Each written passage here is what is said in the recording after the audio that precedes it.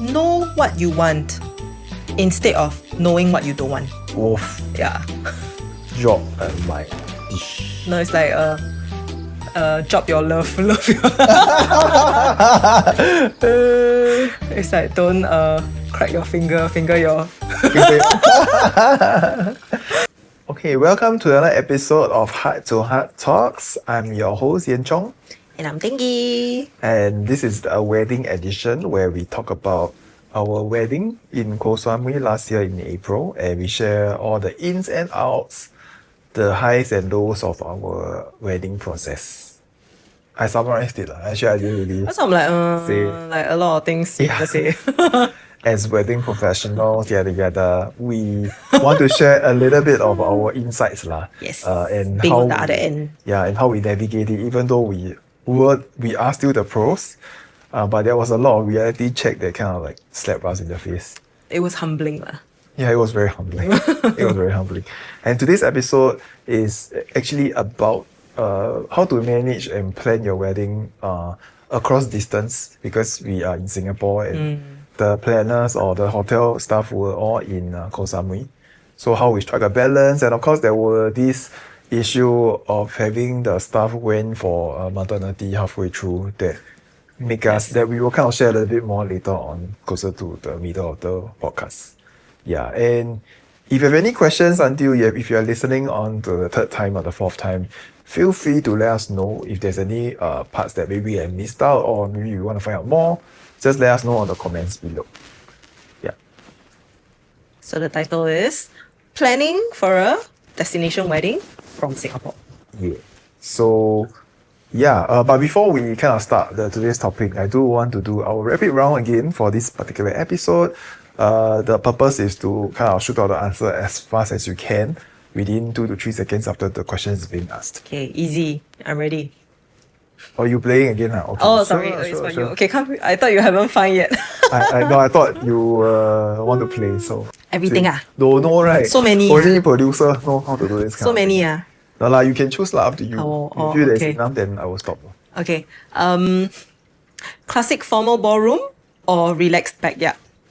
Backyard! Which is what we did. Yeah. Okay. Intimate inner circle only or the more the merrier? Intimate circle. Which is what we did. Okay. This one I know your answer already. Golden hour sunset ceremony or a crisp morning I do? Oh, okay lah. Of course it's golden but morning actually quite nice leh. You know, for Wrong the bride, they answer. have to wake up at like 2:30 a.m. for a crisp morning I do. Okay lah, but to be fair, To we look did crisp. we did morning We did first look. both. Yeah, so it's not wrong. So we can judge. Yeah. Yeah, because we did both. Because we greedy. Yeah. Morning we did letter reading, first look, and we did sunset ceremony with everyone. Yeah. Okay. A traditional white gown and tux or modern non-traditional look? Define modern non-traditional look. Not tux. Wow, thanks wow, that's so detailed. Then remember I got show you before. This one I thought you say you cannot think one. You must just straight away say. No, I need to know the context before I can give you a definite answer, Remember that time I got show you before the groom wear berms, which I'll pop but the with photos here. with a suit. Oh, then no, I like the tux and the traditional White gown. yeah, white gown. Timeless lah. Timeless and You classy. can't beat that lah, because it's the only chance to wear it Right, so after that you want to wear whatever you want, it's up to you. Yeah. Last one for you. Strict assigned seating or free seating? 3, 2, 1. Strict. Because it's just easier logistically. And I think it's less chaotic for the guests. Yeah, then what If they if- need to find, right, so stress. No, Like the, free seating. the problem is if you have it free and easy, they will still have people that will still need to constantly change seat to take food go toilet, then suddenly someone sit on their seat, then it get very confusing. And it's very disorganized. Yeah, smaller group of friends still okay, like maybe Yeah. 20 people still can manage. But if you talk about like 100 over, free seating is just very, very messy. Yeah. And it's not a good feeling that your seat kena kaput. Yeah. Then who's gonna like they navigate these conflicts. Correct. And you wouldn't want your guests coming up to you on your wedding day like, hey, Yeah. I want to sit with who and who, but then there's no space. How ah? Yeah. Yeah. But of course, even though we fix seating, we still have guests sit wrong place. No, that one is cause the hotel put didn't the update name properly. wrongly. Yeah. So he have his own flaws lah. Yeah. Yeah. But definitely less chaotic than a free sitting. Yeah. Okay. Good Yeah, job. well done. Thanks for being the host for like 5 minutes. That was quite That was fun. that was very fun. But okay, yeah, back to the topic is about how we plan our wedding from so far away. And long time ago, not long time ago. Like I think to kick off our savior was definitely the Zoom meetings. Multiple, right? I think 3. Yeah. I think it was like 3 rounds or We 4 had rounds. one before we confirmed and signed the contract. Then we had one before to like run through everything and to finalize, and then one in person the day before the wedding as like a full Oh, so it's just 3. rundown rehearsal. Yeah, total only 3. Okay That's lah. how chill our planners were. But in between, we have a lot of emails exchanges. Yeah, emails and on WhatsApp group chat. WhatsApp group chat. The reply So- wasn't fantastic lah. Like the reply rate was a lot slower. Yeah, I mean, maybe because it's their working style. So they're pretty chill. their tradition, their culture of working is like, give us some time, we will sort it out. They will still do it, but maybe not as efficient as Singapore. So I think that's one of the pro tip. Like, just be more open-minded. Open-minded. Yeah, open-minded when you are planning overseas wedding. Another app that helped us a lot was Pinterest. A lot based on her vision. That Actually, I didn't use Pinterest. I use IG. you screenshot it lah. Yeah, you collated like a board for them. Because they were very confident that they confirm can get the flowers. Yeah, which they did. Yeah, they did it. But I think is to have expectation.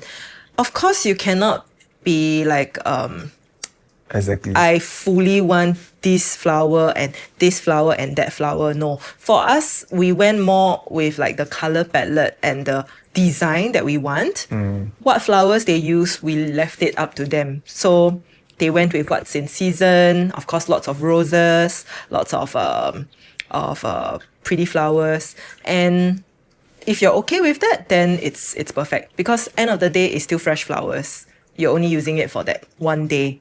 As long as it looks nice, for us, it's fine. Yeah, because for me, I didn't like, I want Finis, I want orchid, I want that. No, I think that one, then of course, they might not be able to deliver, or you might have to top up for specific flowers. Yeah, but if you're chill, just, okay, I just want this color, then you just send them the mock-up. Yeah, they can execute 100%. Yeah. I mean, they claim that they can do it one lah. So there's a lot of trust factor lah. Just go with the flow or what they advise. Though we have couples that have bad experiences with Florists. hotels and Yeah, florists lah. but that's not in Koh Samui lah. I think that's like in other But of course, places. you must have seen it to be like some that it may not be 1-to-1 of what you ordered, but the general vibe must be correct lah. Yeah, it's a hit and miss kind of thing. Yeah. It's just because our experience is good doesn't mean everybody. is good lah. Yeah, true. Yeah, but just double check or make sure that the mood board, the Pinterest board that you shared is as clear as possibly they can understand. And I think also to set expectations, because our wedding was in Koh Samui, our dollar stretched a lot. So the package already included fresh flowers, and they didn't limit on how much flowers. So it was really like they spammed the flowers. Yeah, the whole arc was flowers, leaves, and all that. But of course, in Singapore, you might not be able to get that amount for certain price. Yeah, so you need to. That's one reason why we didn't want it in Singapore also. Yeah, so. Okay. And I think planning from here, a lot of things you need to let go. Like them not replying immediately or over the next few days. Just trust the process and trust that they are professional and they are able to do what they promised to do. Yeah. But honestly, if you really want a lot of control, one could be actually getting a Planner. proper local planner To liaise with them. that can do a lot of the groundwork lah, and show you like practical, like on the like the real footages of the space. Like maybe your planner can go to the venue maybe on another weekend just to see how they are how they run the wedding. Take a bit of the behind the scenes. I'm pretty sure the hotel will be open to share. If you are a confirmed client, then they're definitely okay for your planners to liaise. And of course, the one of the things that a bit logy is a little bit of the language barrier. Even though they know how to speak English, they know how to email in English, but sometimes how they comprehend your email might be a loophole. There will definitely be language barriers. Yeah, so sometimes we share the Pinterest board and mood board helps us a lot. Yeah. Because there is Visual, we yes. really copy paste what we wanted. And that's the most direct way to talk to at least a foreign planner. Then And I think it helped that I used the inspo from a Thai actress wedding. So they are Thai, they know that Thai actress. So I guess from there, they can read up and then they can go and find out more. That's why they were able to execute quite almost similarly. Yeah. I mean the most meaningful one was actually meeting the face-to-face one. Yeah. That was the most, even though the official planner not there also. Yeah. Then we were like, you are a real person. Yeah, like finally get to see the real Yes. person that is we saw on Zoom a couple of like a whole year ago. Yeah. And I think that was quite at least we know that we are not being scammed. Yeah. So that was quite And that they are doing that, like there's someone accountable, like there's someone doing their job. Yeah. yeah. Yeah, I think this particular topic not really a lot. Because I think we didn't have mad crazy experience. The only thing that I think I want to swing back was the manager going to leave the job, is it? Or maternity. The sales manager that we got changed after a few months. She left the job, Yeah. but I think she handed over quite well to the next person Yeah. in charge.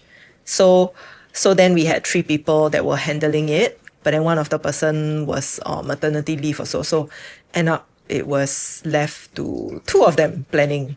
Yeah, but then the lady that went on maternity leave, she was still in the group chat, so she was up to date with whatever that was discussed. Then on the day, she was the one that executed the timeline and everything. Yeah, so I think they still overall did a very good job. Yeah. Okay, one thing I will highlight, I mean, if you really want to nitpick, right, was still the reply rate, even though 3 people was still inside the chair, wasn't very good. Yeah. Like, we still had to constantly pull up the check back up. Like, say that, want to revisit things again, maybe you never received my message. Could we get some updates and stuff? I think that, I remember I keep getting reminded to remind them. Yes. Usually it's the vendors that will remind the couple, but for this, it was us having to constantly remind them. Like, did feel a bit nervy like, okay, wow, why so late already? Like, why so we chill? Why are we still trying to get them to respond? Just a bit on anxiety but I think over a distance, as long as you have the right communication method, like if everybody agree upon it, then I think it shouldn't be an issue. Yeah. And I think also to trust the process But then again, there are some scenarios where you trust the process, but then Cannot we wait. have heard horror stories from our own couples that they still couldn't deliver. So I guess trust your instinct and your gut I guess we were just lucky that we had competent people to help us handle our wedding. Yeah. Must balance expectations. I think the importance of hiring local planner, luckily the hotel got is their own planner. So it's like Planner, coordinator. their staff, yeah, their staff coordinator, their planner is like more into one. Not like Singapore. I think Singapore hotel Everybody is manager different, correct. only handle hotel stuff. Anything outside like florists and everything, they don't baka. Singapore have the arrangement, but you have to kind of like, you need to like the florist also. You cannot just like the hotel venue, but then the preferred vendor of the florist you may not. You feel, if you feel iffy, right, then just don't use their vendor in the first place. Yeah. Just get someone else that you trust. Yeah. That will make your job a lot easier. Even though it feels like, wow, you get the venue and then you kind of like, you don't have to worry so much because they 包个料, right? If they are good at the 包个料, right, I think it's fine. But if you know that there's a lot of bad reviews and already got some red flags that's being flagged out by other couples, then just take note that maybe it's not so wise to hire because since you're paying quite a bit of money. So that's something that you might want to take note. After hearing all the horror stories. Yeah, so being preferred vendor in the same venue might not be a good thing. Correct. So do your own research. Yeah. Then is there a one hot tip you want to share for this particular episode before we end the podcast?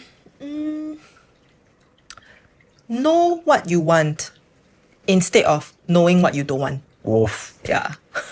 job and my dish. No, it's like job your love, love your.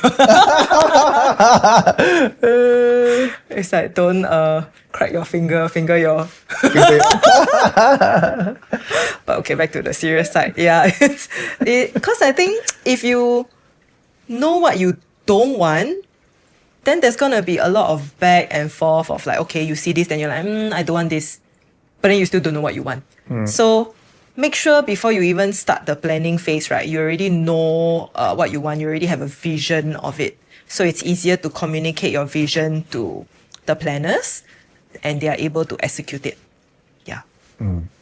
My hot take or my hot tip is